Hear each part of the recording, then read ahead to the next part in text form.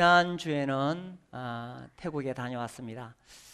안병환 형제님이 이 작년 말부터 계속 오라고 하셔가지고 이번에 다녀왔습니다. 그 전에 한번 얼마 전에 김선우 형제님 일행이 다녀가셨지요.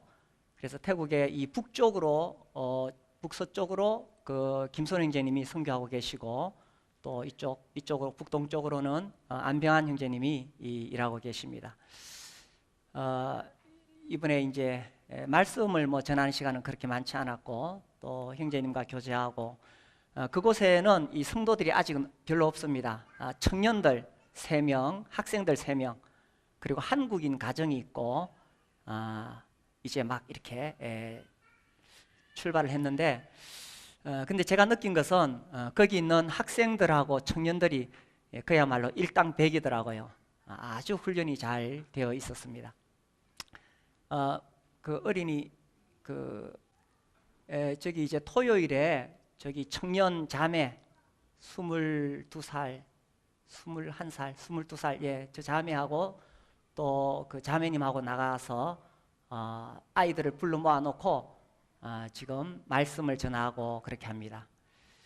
저기가 어디냐 하면 이게 이 뒤에 있는 조그만한 조립식 건물 컨테이너가 있는데, 저기가 도서관이고요. 저기 사진 뒤쪽을 가만히 보시면 뭐가 보입니까? 쓰레기 더미가 보이죠? 표현하자면 빈민촌입니다. 그래서 저기서 이제 제가 들어보니까 제가 알아들을 수 있는 말, 아브라함, 모세 이런 말 알아듣겠더라고요. 창세기 이야기를 하고 또 퀴즈를 냅니다. 맞추면은 색종이 5장 줍니다. 근데 아이들이 너무 좋아합니다. 제가 그걸 보면서 이제 같은 기간에 우리도 여름 성경학교를 했는데 아마 우리 아이들에게는 굉장히 풍성한 선물이 주어졌을 거예요. 근데 우리 아이들이 얼마나 감사해하고 행복해하는지는 모르겠습니다. 근데 저 아이들은 색종이 5장 받고 너무 기뻐하더라고요. 그러면서 제가 굉장한 것을 깨달았습니다. 참 행복이 무엇인가. 그리고 또 하나는 제가 깨달은 게 이겁니다. 나누어 주지 않으면 가난해진다. 갑자기 제 머릿속에 이런 생각이 딱 들었습니다. 어떤 면에서 우리는 너무 풍족하고 풍속한데 우리가 가진 것을 나누어 주지 않으면 오히려 가난해진다는 겁니다. 그렇죠, 그죠? 우리가 부유해진다는 것은 많이 모아서 부유해지는 것이 아니라 내가 가진 것을 나누어 줄 때.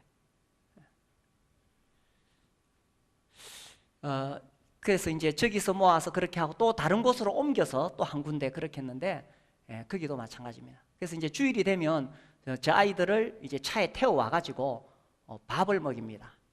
밥을 먹이고 그리고 아이들이 설거지를 해요. 근데 제가 보니까 아주 저게 좋은 것 같아요. 너무 부모들이 다 해주는 것보다는, 어른들이 다 해주는 것보다는 당연하게 우리가 먹었으니까 우리가 한다, 이런 것들을 훈련시키는 게 참 좋은 것 같아요. 우리 교회도 한번 그리고 나서 이제 어린이 시간이 있습니다. 저기 사진에 보면은 앞에 나와 있는 자매 둘이 중학교 1학년, 고등학교 3학년 나이입니다. 친자매가 아니고 뒤에 이제 그 아버지가 탬버린을 들고 있죠. 그래서 이제 같이 찬양 시간이 있고 또 말씀 시간도 있습니다. 찬양 시간 잠깐 볼까요? 동영상 한 30초 정도 되는 겁니다.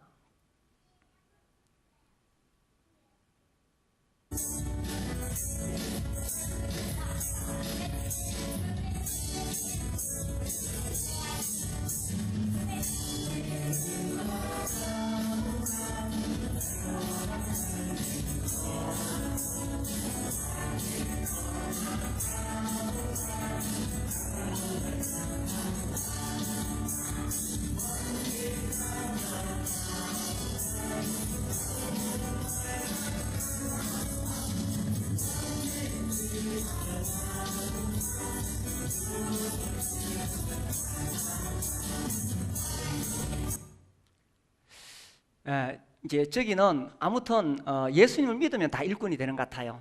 그래서 학생이든지 청년이든지 다 교회에서 중요한 일을 하고 있었습니다.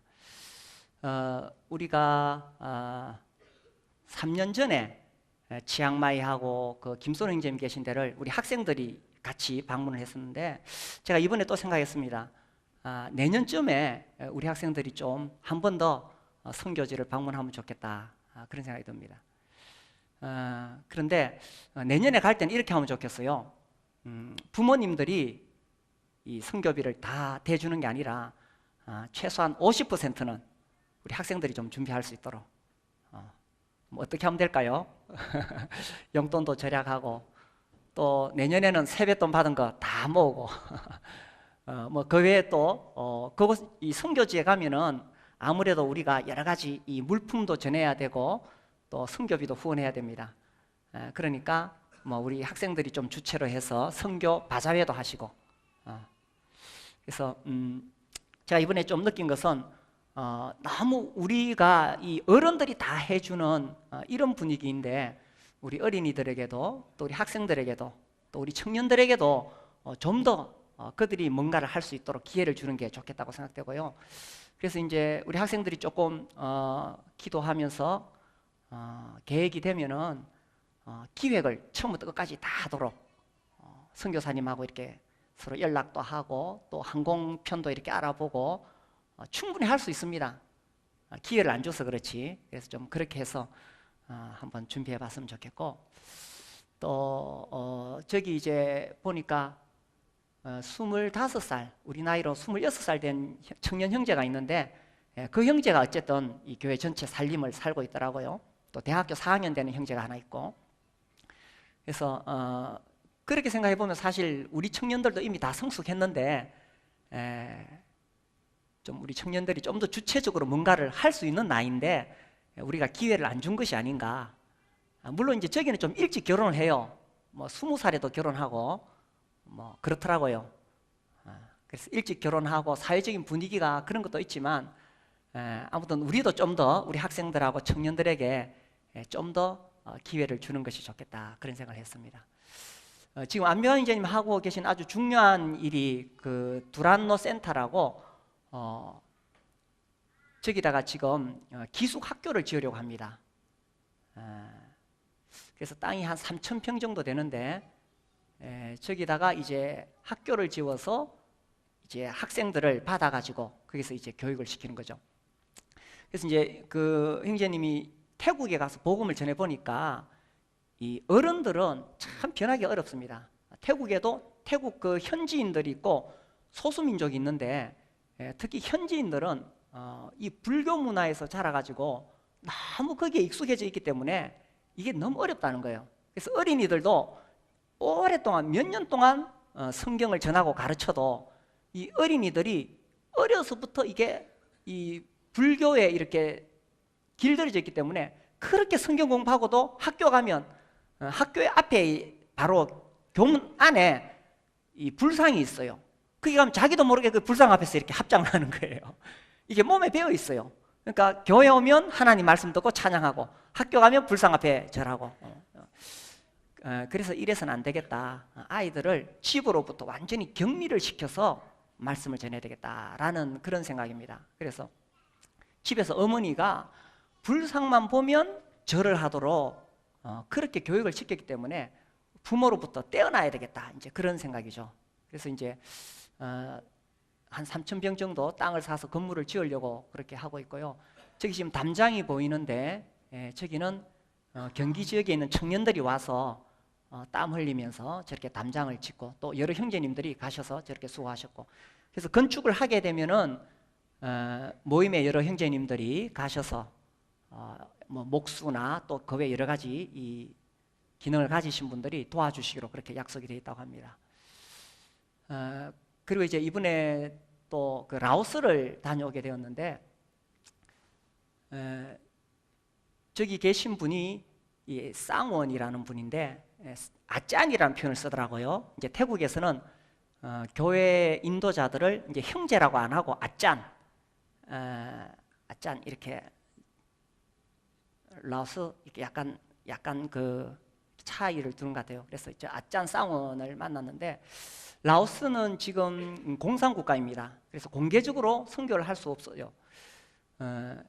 그래서 이제 국가에서 이 교회를 지배를 하기 시작했습니다. 그래서 저분이 91년도에서 92년도 2년 동안 가서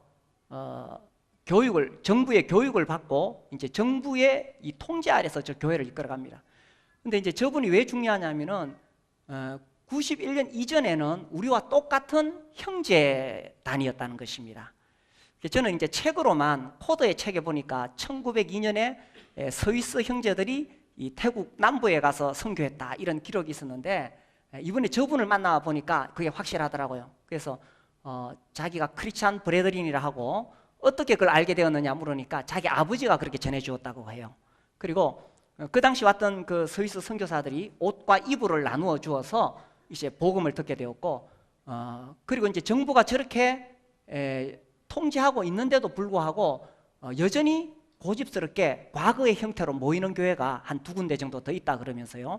그래서 이 라오스에는 사실 이 기독교가 어떤 다른 교단보다는 이 형제 운동이 들어가서 더 많은 영향을 미쳤다는 거예요. 그래서 이제 저분 말고 또 라오스 전체의 책임자 되시는 그분이 있는데 저는 직접은 못 만났고 안명환 형제님 이야기를 들으니까 태국에는 아무튼 이 크리스찬 브레드린이 들어가서 더 많은 영향을 미쳤다는 거죠. 그래서 우리와 함께 이렇게 제가 물어봤어요. 어떻게 예배를 드리냐 하니까 지금은 한 달에 한 번 성찬식을 한다고 합니다. 근데 93년부터 이제 그렇게 했고 93년 이전에는 매주 했대요. 근데 이제 지금은 이제 정부의 통제를 받으니까 이제 한 달에 한 번 하고 있고, 근데 여전히 시골이나 다른 지역에 가면 과거처럼 똑같이 이 매주 성찬식을 하는 곳이 많이 있다고 합니다. 이건 어떤 다른 교단의 영향을 받은 교회가 아니죠. 이건 확실하게 크리스찬 브레드린의 교회들입니다. 그래서 저기 지금 교회가 장로들이 17명이고 한 500명 정도 모인다고 합니다. 그래서 이제 3개월에서 6개월 정도 교육을 받고 예수님을 시인하면 이제 침례를 줘서 더해지고 그렇게 한다고 합니다. 그래서 저 장로들이 이제 성경을 배워서 이제 그 트럭이나 또 오토바이를 타고 여러 지역으로 가서 또 설교를 하고 또 복음을 전한다고 합니다. 근데 이제 비가 오는 날에는 오토바이를 타고 가는 게 이제 굉장히 위험하다는 거죠. 근데 이제 안타까운 것은 저분들이 성경을 배울 수 있는 기회가 없다. 우리가 참 배우고 싶은데, 그래서 이제 그 아까 그 두란노 센터 보셨죠? 거기다가 학교를 짓게 되면은 라오스하고 여기 가깝거든요.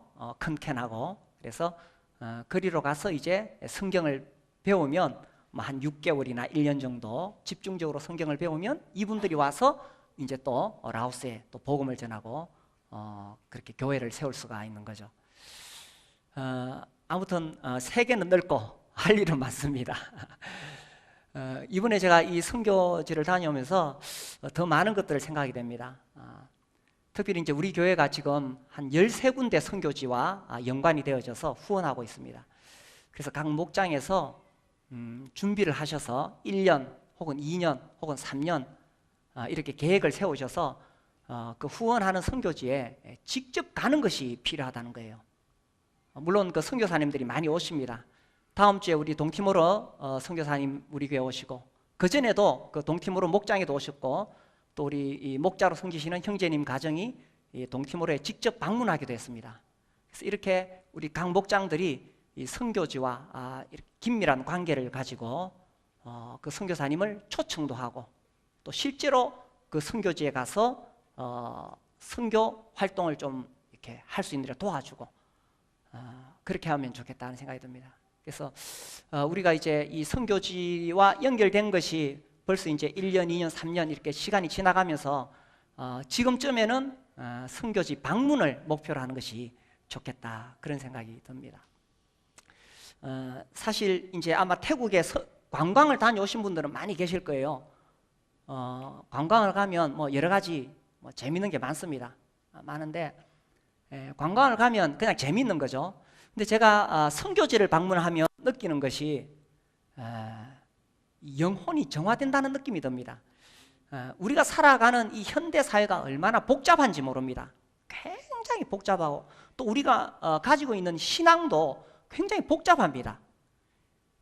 제가 이렇게 신학을 공부해 보니까 사실 초대교회나 혹은 그리고 종교개혁 시대에는 신앙이 아주 단순했어요.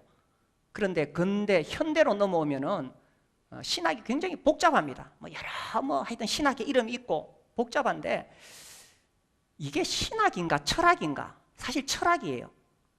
그런데 왜 그런 신학들이 나오냐 하면 우리가 살아가고 있는 이 현대 사회가 너무 복잡하니까 그런 복잡한 철학과 같은 신학이 나오는 거예요. 그런데 선교지에 딱 들어가 보면 매우 단순합니다. 결국 사람을 구원하는 것, 사람을 변화시키는 것은 다른 것이 아니라 예수님의 십자가입니다. 단순한 십자가 복음입니다. 그 십자가 복음의 능력으로 구원을 받고 변화가 된다는 거예요. 이 복음은 너무나 단순하고 이 성경의 진리는 정말 단순한데 우리가 이 현대 사회에 살다 보니까 막 복잡해져 가지고 뭐 또 더 새로운 거 없나? 뭐 또 요즘은 인터넷이나 TV로 뭐 설교하시는 훌륭한 목사님들도 계시고 하니까 뭐 또 좀 더 새로운 거 없나 자꾸 찾아봅니다. 그런데 결국은요 십자가 복음입니다. 근데 이것을 어떻게 느낄 수 있냐면 선교지에 방문하면은 특히 그것을 느낄 수 있고 그리고 우리가 믿고 있는 이 신앙이 얼마나 소중한 것인가 그것과 함께 우리가 너무 부유하다는 거예요. 물질적으로. 근데 우리가 물질적으로 부유한데 그럼 과연 우리는 감사하면서 이 부유한 것을 누리며 사느냐? 아니에요. 인간의 이 물질적 부유라는 것은 항상 상대적이고 그죠? 항상 비교하는 거예요. 그래서 내 혼자 차를 가지고 있으면 내가 굉장히 부유한데 요즘 다 차 가지고 있잖아요. 그러니까 별로 부유한지 모릅니다. 그렇죠? 그러면 우리가 어떻게 부유하게 살 수 있느냐? 내가 가지고 있는 것을 나누어 주면 됩니다. 색종이 5장 받고도 기뻐하는 그 아이들 보면 저것이 행복이구나. 내가 가지고 있는 게 너무 많다는 거예요. 그것을 우리가 나누어 줄 때 그때 내가 부유해지고 행복해진다는 거죠. 그래서 우리 목장에서 후원하는 선교지 방문을 목표로 해서 좀 준비하시고 계획하시고 기도하시면 좋겠고 우리 학생들도 아무튼 좀 더 준비를 해서 내년쯤에 한번 가보도록 합시다. 어떤 지역이 될지 기도하면서 내년에 한번 방문해서 다른 문화를 방문하는 것이 큰 도움이 될 뿐만 아니라 선교지를 가게 되면 정말 이 영혼이 정화되는 것을 느끼기 때문에 같이 한번 갔으면 좋겠고요. 이번에 이제 제가 그곳에 가서 이 교회에 대해서 좀 전해달라 그래서 교회에 대해서 말씀을 전했습니다. 첫 시간에 이제 교회에 대해서 이야기하면서 오늘 우리가 읽었던 본문 또 오늘 제목이 있죠. 교회는 누구의 교회라고요? 교회는 하나님의 교회다. 고린도전서 1장 2절 말씀을 보시면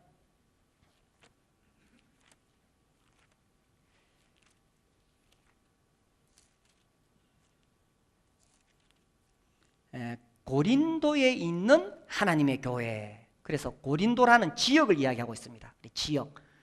그래서 이제 저희도 성서, 이 넓은 지역이 사실 다 성의 서쪽 성서죠. 성서, 교회 이름에 성서가 들어갑니다.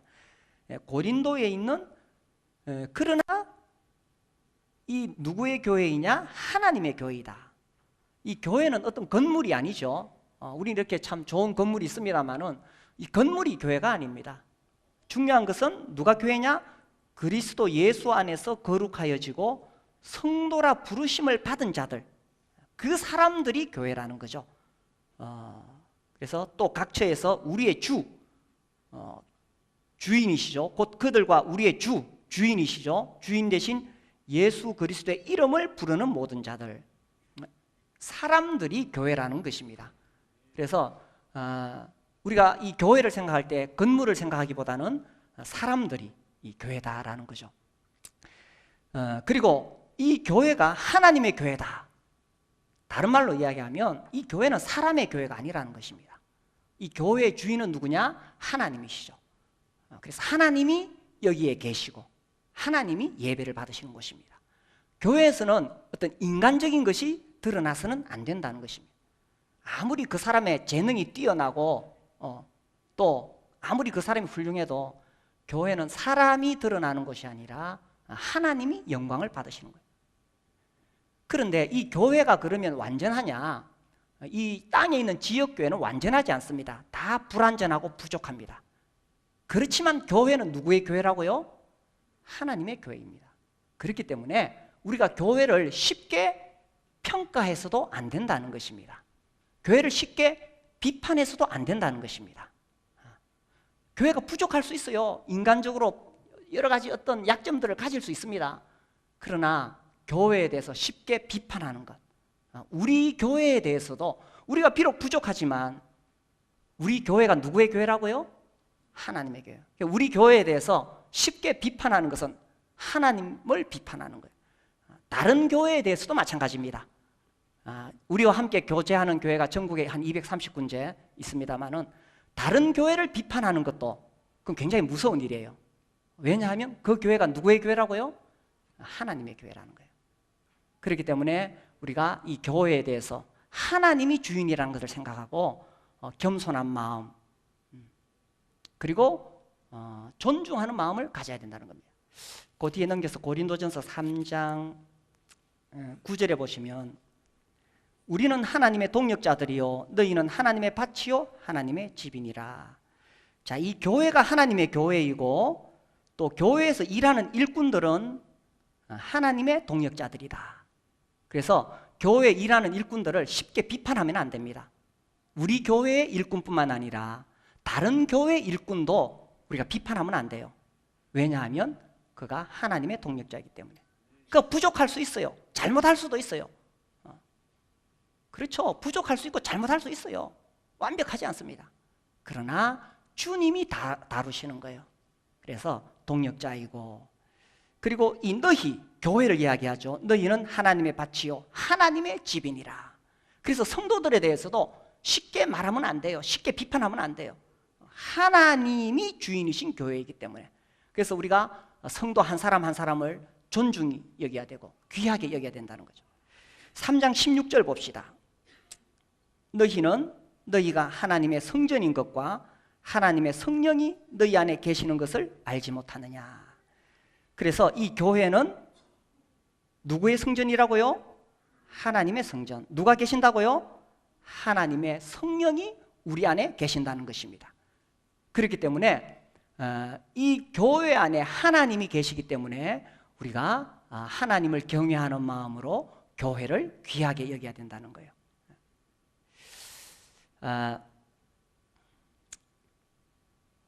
이 교회의 주인은 사람이 아니에요. 하나님이 주인이시고 또 이 교회에서 누가 높아져야 되느냐? 하나님이 높아져야 돼요. 근데 우리가 인간적인 어떤 욕심이 있기 때문에 내가 드러나고 싶을 때가 있어요. 내가 가지고 있는 어떤 기득권을 내가 주장하고 싶을 때가 있어요. 이번에 제가 가서 그런 이야기를 들었는데 어떤 형제님이 자기 어머니를 모시고 왔어요. 교회 처음 나왔어요. 그 나와서 이제 그 어머니가 딱 교회 자리에 앉으셨는데 다른 한 모친님이 오셔가지고 여기 내 자리인데 처음 온 당신이 왜 여기 앉느냐 하면서 막 열을 내더래요. 그 어머니는 하도 아들이 교회 가자 그래가지고 그래 하도 아들이 쪼르니까 이 교회 왔는데 오자마자 남의 자리에 앉았다고 막 그렇게 열을 내니까 다시 교회 오고 싶겠어요? 그 이제 늘 우리도 그렇죠, 그죠? 늘 자기가 앉는 자리가 있습니다. 요 내 자리인데 다른 사람이 앉으면 어떻겠어요, 그죠? 그러나 내 자리가 아니죠. 여기는 주님이 계신 것이고 주님이 주인이시고 이 자리라는 건 아주 작은 거지만 사실 내가 이 교회에서 내가 얼마나 헌신했는데, 그렇죠? 우리 교회가 2000년에 시작해서 이제 15년이 되었습니다. 이 15년 동안 정말 수고하고 헌신한 분들이 많이 계십니다.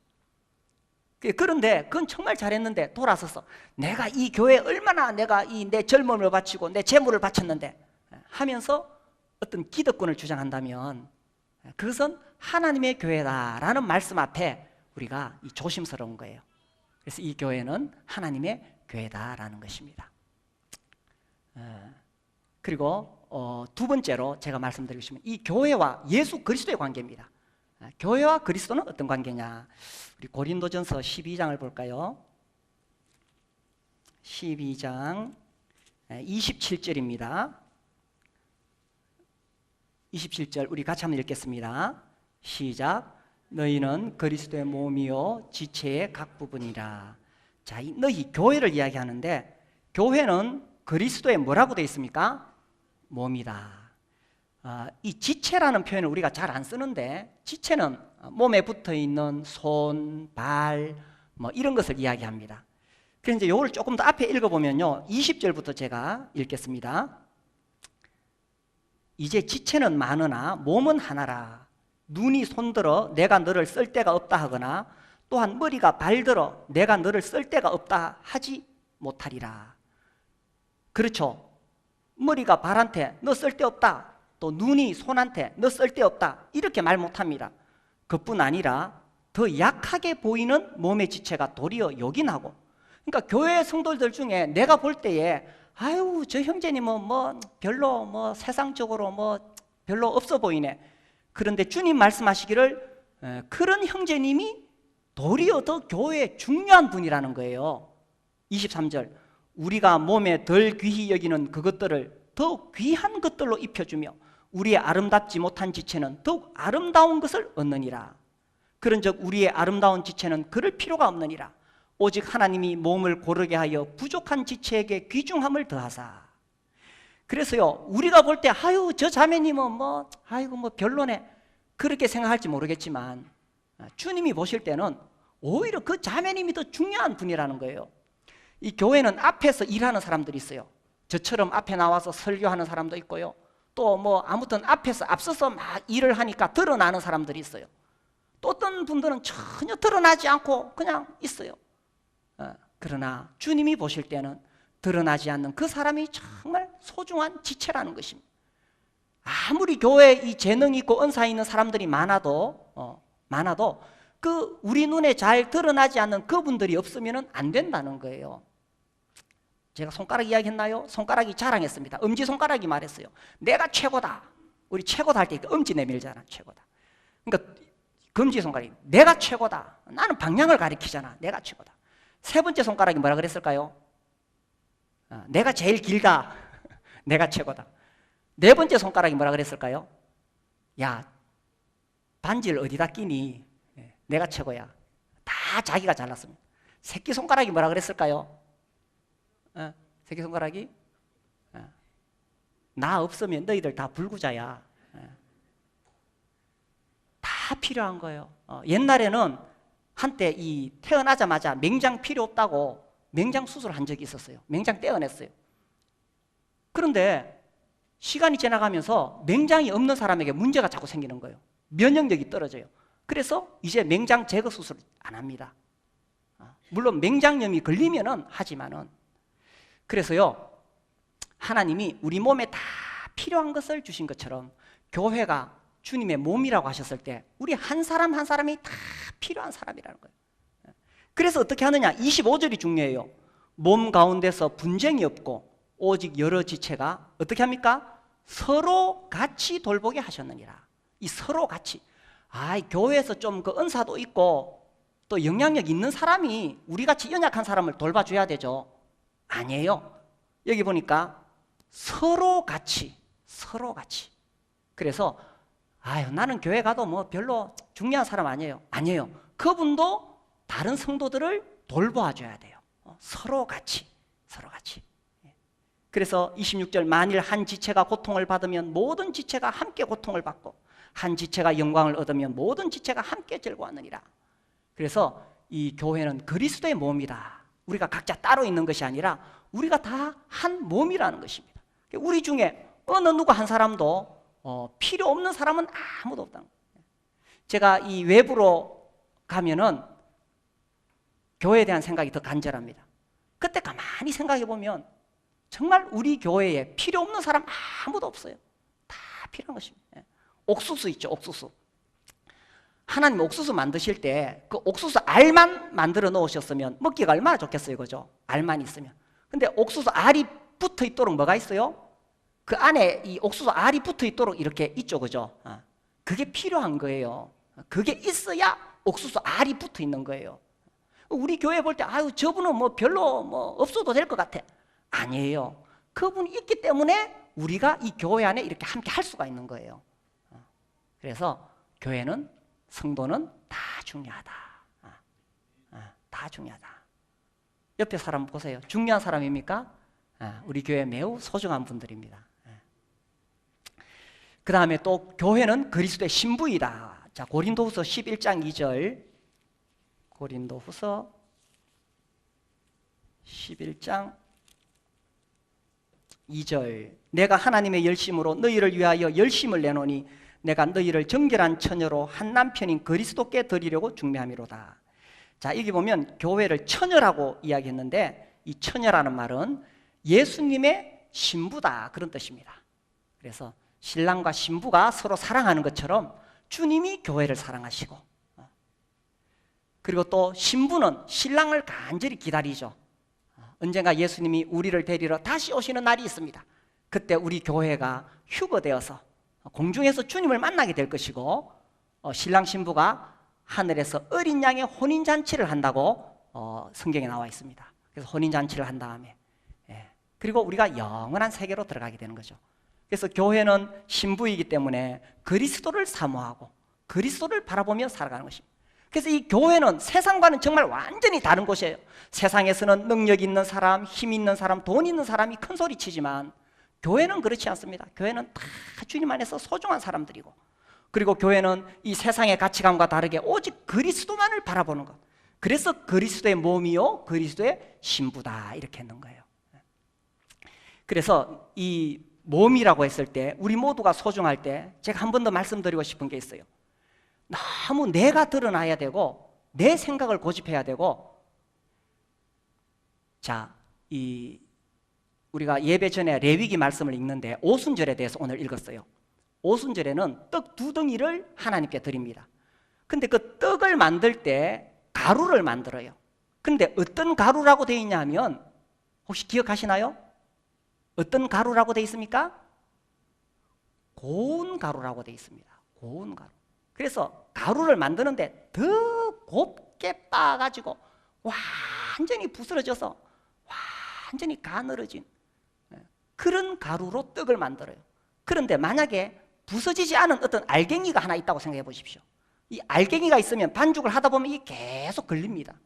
그렇죠? 그래서 교회 안에서 우리가 한 몸이 되어야 되는데 누군가 여전히 계속 자기 고집 부리고 자기 생각을 내밀면 이게 고운 가루가 아직 안 됐는 거예요. 더 부서져야 돼요. 더 깨져야 돼요. 그래서 우리가요 정말 다양한 사람들이 여기에 왔습니다. 우리 경험이 다 다릅니다. 우리 자라온 환경이 다릅니다. 신앙 배경이 다릅니다. 또 과거에 다른 교회에 있다가 우리 교회에 오신 분도 있어요. 그런데 이렇게 와가지고 자꾸 옛날에 내가 다니는 교회는 이랬는데, 이렇게 비교하면은 아직 부서지지 않은 거예요.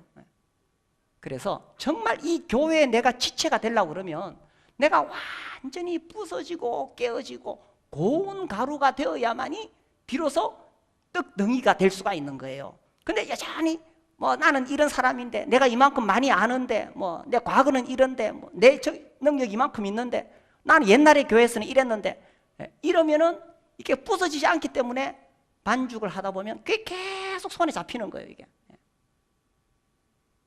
이게 완전히 부서질 때에 고운 가루가 되어서 떡이 되고 한 몸이 된다는 것입니다. 그래서 교회는 그리스도의 몸이다. 그래서 한 군데만 더 봅시다. 또한 성령과 관련해서 교회는 성령의 은사로 세워진다. 고린도전서 12장 고린도전서 12장 7절입니다. 각 사람에게 성령을 나타내심은 유익하게 하려 하심이라. 어떤 사람에게는 성령으로 말미암아 지혜의 말씀을, 어떤 사람에게는 같은 성령을 따라 지식의 말씀을, 이렇게 쭉 나옵니다. 그래서 이 교회는 어떻게 세워지느냐 하면, 교회는 하나님의 교회요 그리스도의 몸이지만 또한 성령님이 우리 각자에게 은사를 주셨어요. 그래서 성령님이 나에게 주신 이 은사를 가지고 교회를 세우는 거예요. 교회는 하나님의 교회니까 나는 아무것도 안 해도 되겠네. 그게 아니고 우리 각자가 주님이 주신 은사를 통해서 이 교회를 섬김으로 교회가 세워지게 되는 거예요. 자기 은사가 뭔지 모르는 분이 계십니까? 내 은사가 뭘까? 왜 모를까요? 교회에서 섬겨보지 않은 사람은 자기 은사를 발견할 수가 없습니다. 그런데 교회에서 열심히 섬기다 보면 자기 은사가 드러나게 됩니다. 그럼 그 은사를 점점 더 개발할 수가 있는 거예요. 그래서 주님이 주신 은사, 이 성령의 은사를 통해서 이 교회가 세워져 가는 것입니다. 자, 교회는 사람의 교회가 아닙니다. 교회는 누구의 교회라고요? 교회는 하나님의 교회이다. 그래서 우리가 이 교회를 생각할 때에 내가 중심이 아니라 어떻게 하면 하나님이 영광을 받으실까? 그리고 어떻게 하면 정말 예수님이 기뻐하시는 그런 교회가 될까? 우리 주님이 가장 기뻐하시는 것 뭡니까? 영혼 구원하여 제자 삼는 것입니다. 그래서 우리가 이 한국 땅에서, 대구 땅에서도 열심히 복음을 전해서 뿐만 아니라 선교지와 연관해서 또 이 선교지에 그곳에 가서도 우리가 또 복음을 전하고, 그래서 하나님의 교회, 주님이 영광 받으시는 교회, 우리 모두가 그런 교회를 주님이 주신 성령의 은사를 따라서 그런 교회를 세워갈 수 있게 되기를 바랍니다. 우리 함께 일어나서 기도하겠습니다.